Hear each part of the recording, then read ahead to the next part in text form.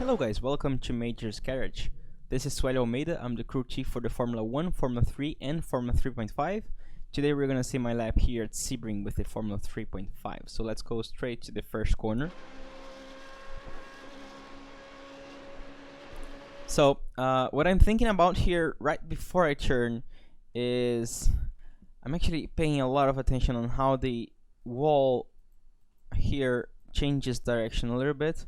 So we're gonna be looking for this last change here. This is a big one. You can really see how the wall turns a lot to the left, and I want to be pointing my car right there. So as you can see, I'm already pretty close to the wall here, and then as I start turning, I want to be as close as possible to the wall, especially after that little turn. So as you can see, could be even a little bit closer, but this is a safe distance. And then I'm already turning still flat out. As you can see, I'm basically starting to turn flat out, and then I start to slowly lift a little bit. I'm spreading the weight transfer to the front through the entire entry. So I'm not lifting very quickly. I'm very slowly lifting, slowly lifting, slowly lifting. You can see that I'm not lifting a lot, just around 60% throttle, and I want to be as close as possible to the wall by this cone here. So this cone basically indicates the apex, and as you can see, but when I get to that cone, when I get to the apex, I want to quickly go back to 100%.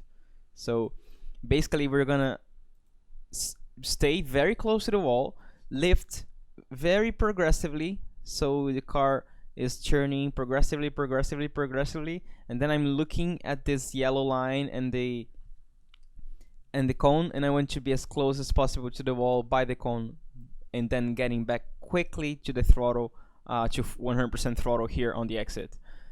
Then it's still not easy. You can see that actually here we find some bumps, and I'm actually having to lift a little bit just to correct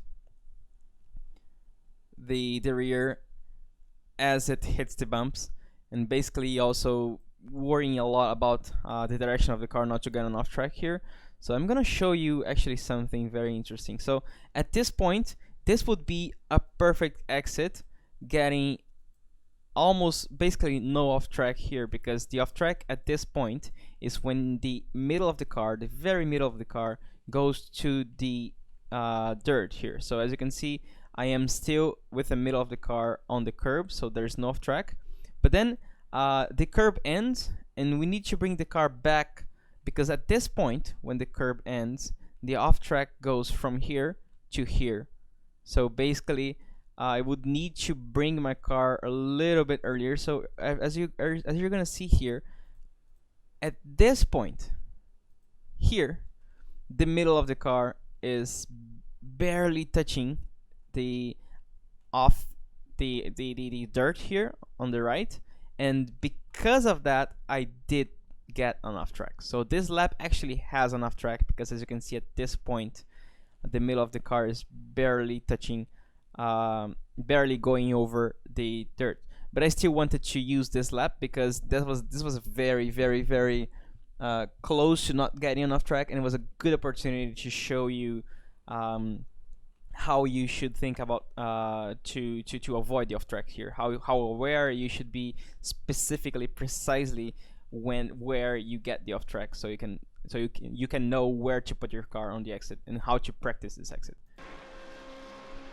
Now going for the second corner, just basically touching the white line as you brake, and then I'm braking at the penultimate cone here with the two cones, and then I'm braking pretty hard, basically 100% initially, and then as the speed goes down, I decrease. But then you can see how there's not actually a lot of time for you to brake in a long straight line. So I'm braking for probably less than 1 second, and then I'm already starting to turn. So you can basically use this two cone as a braking reference, and then you want to use this last cone as a turning reference. As you can see, I'm actually starting to turn just before um, this last cone, but I'm actually, you can see that my car starts pointing by the cone, so you can really use this as a turning reference. Then you want to be still carrying a lot of speed, but then still braking, still braking, still braking, and as you can see, I'm basically carrying that 1% brake all the way until where I get on the throttle. At this moment, I actually do coast for, say, 0.3 of a second or something, and then I already want to get back on the throttle. About this curve here, we definitely want to avoid it. I am just aiming for the yellow line here, and then trying to push the car forward a little bit, but not too aggressive. You really need to think about going around this next curve here because it's a little bit too high. As you can see, I'm basically touching it, but not enough to upset my car. And then I really want to bring my car as much as possible to the right so I can prepare the last corner of this little sector here. So as you can see, I'm basically touching the white line on this edge. I really want to use all the track here. It's very important that you set up very well this left-hander because you're really gonna need a great exit if you want to gain a lot of time in the next straight. So as you can see, just a little bit of brakes. I could say not even braking, it's just like loading the front with that 1% brakes so the car can churn a little bit more, and then already thinking about getting back on the throttle as early as possible in a way that you touch this yellow line. As you can see, I'm basically missing it, but you want to be as close as possible to it, and then already trying to push the car as early as possible forward. And then I want to avoid this high curve here because even though it doesn't make you spin or anything like that, you lose a little bit of time. That could be from 0.5 tenth to 1/10 that you lose if you hit it, because on the way down the car loses a little bit of traction and you lose time. So basically I'm just wanting to be, let's say, over the white line here on this exit.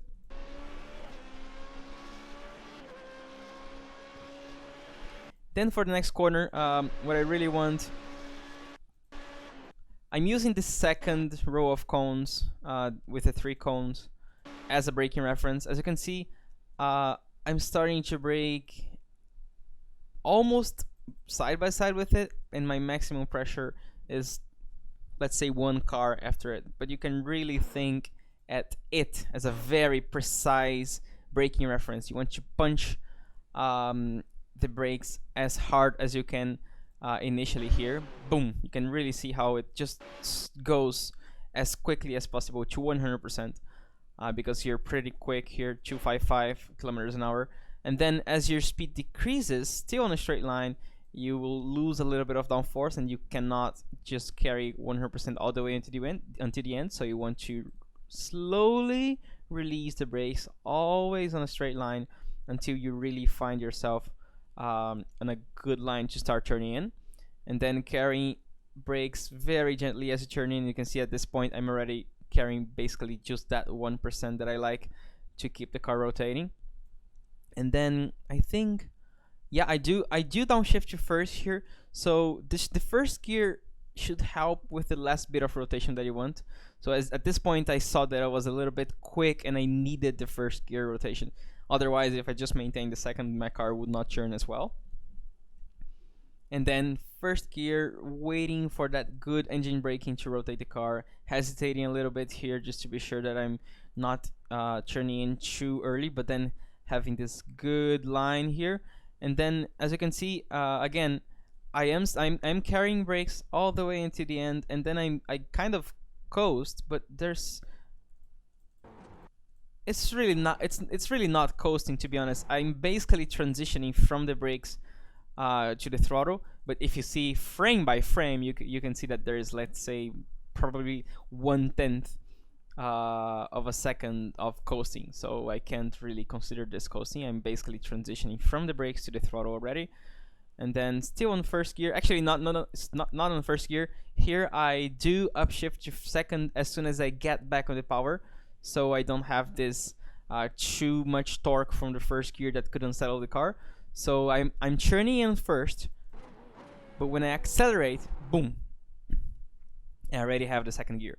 So downshifting, second gear, I feel that I need a rotation, then first, okay, rotation, rotation, rotation. Now I need to accelerate the car, and I want the second gear to be a little bit more gentle on the acceleration. And still with the second gear, you can see how I am having to be very progressive with the throttle.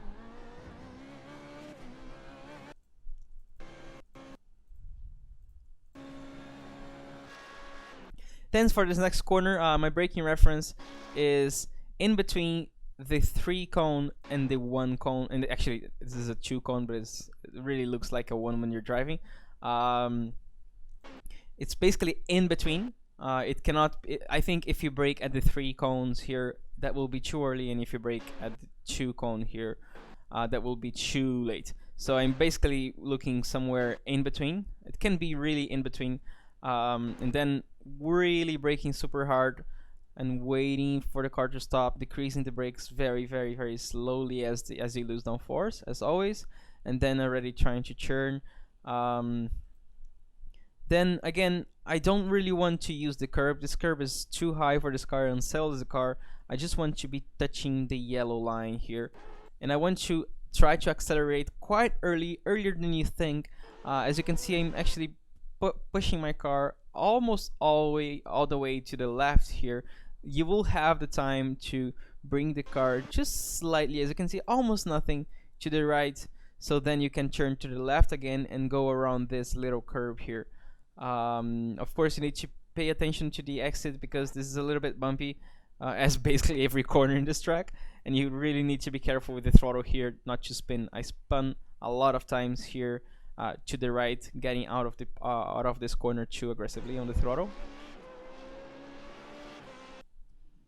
Then trying to bring my car quite early to the left here. I want to be basically parallel to this white line as I start to brake. I'm using just before the 2 cones here as a reference. Not braking too hard here, as you can see, just around 80%, and then trying to turn, thinking about the apex quite early. I'm already looking at the apex. It's so important here to be touching this yellow line. I actually did miss it by I would say 2-3 inches, and then getting back on the throttle again super gently here, because again super bumpy on this exit.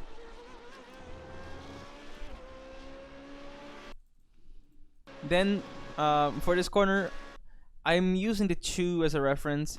Then I brake, but as you can see, I'm not braking too hard. This is not a super low speed corner, it's a medium to high speed corner.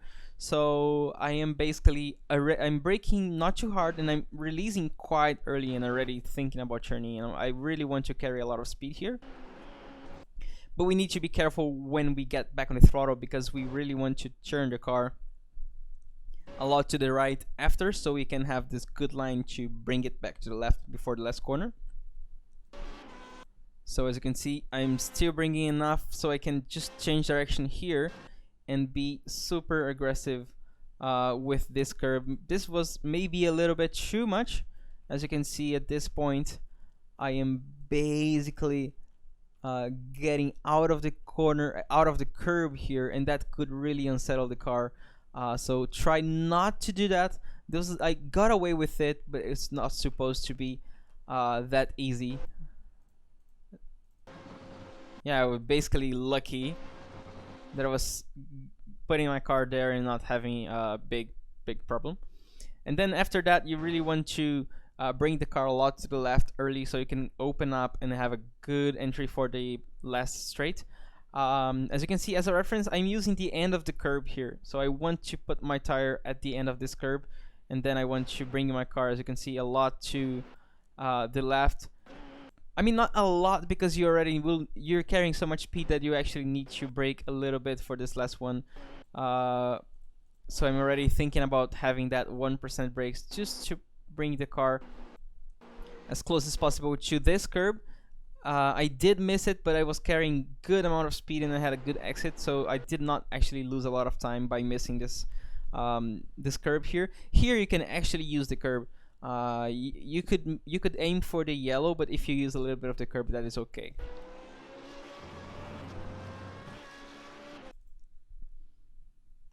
Then for the last corner, because this car has a lot of downforce, I really want to be churning full speed and quite late. As you can see, I'm kind of trying to be parallel to these cones here, and I'm braking super late. I'm preparing a very wide line for the last corner, and then as you can see, I'm churning in, not being too close to the wall here because there's a bad, really big bump here that really unsettles the car. So if you are a little bit wider, the bump's gonna be much less aggressive and you're gonna have a better time doing this corner. And then trying to really accelerate and use all of this exit here. So yeah, basically open up a lot, brake almost parallel to this cone, to these cones, and be careful not to be too close to the wall here because that has a bad bump that really hurts the balance of the car and can even spin. So yeah, this was a 44-0. I hope you guys enjoyed and see you next week. Bye bye.